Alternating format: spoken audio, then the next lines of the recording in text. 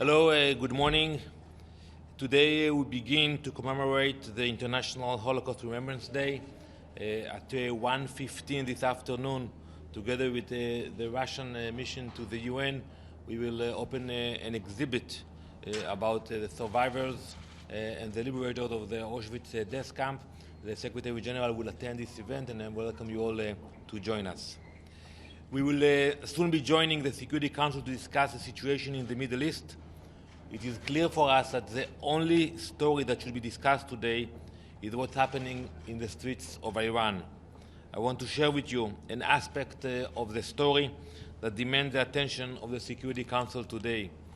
Many times we spoke about the hundreds of millions of dollars that the Iranians are spending in the region promoting terrorism in Lebanon, in Syria, in Yemen, in Iraq, in the Gaza Strip.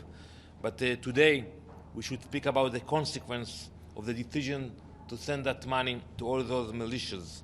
What happened in Iran is the skyrocketing price of basic goods.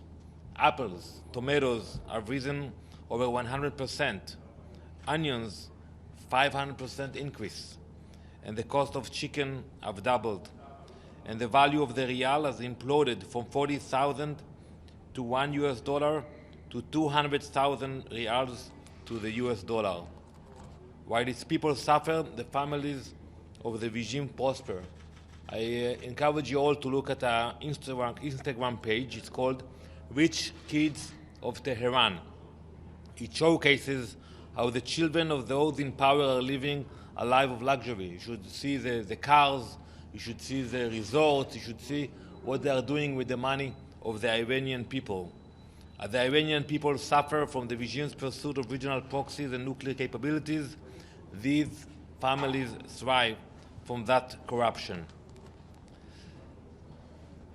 The regime has been telling its people for years that the US is the big Satan and Israel is the little Satan. The people of Iran no longer buy this message.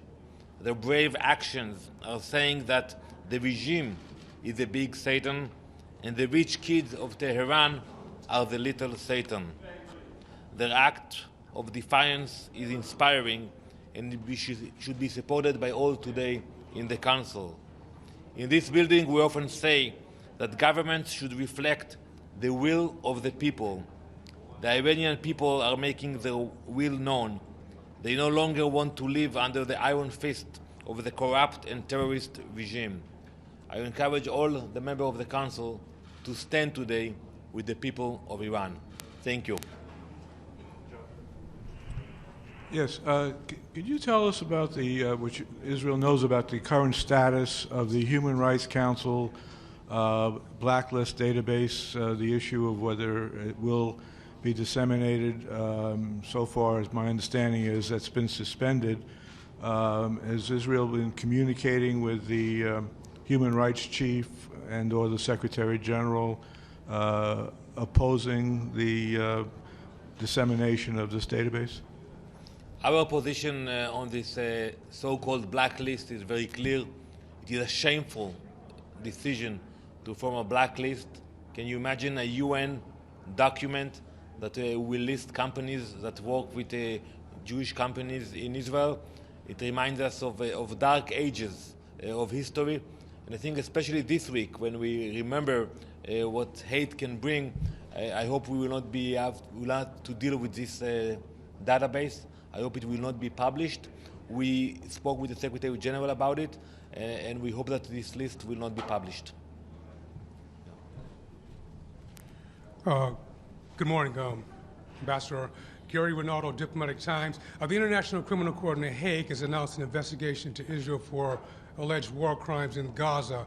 What is your reaction? Is Israel guilty of war crimes? Absolutely not. I think it's ridiculous. It shows the double standards when it comes to Israel. We are very proud of our defense forces. They know how to react. And when you looked at the world today and you see the conflicts in so many regions and you ask yourself, how come this court is focusing only in Israel? I hope they have still a few weeks to examine the case. I hope that they will reach the right decision and will not continue with this court case. Thank you very much.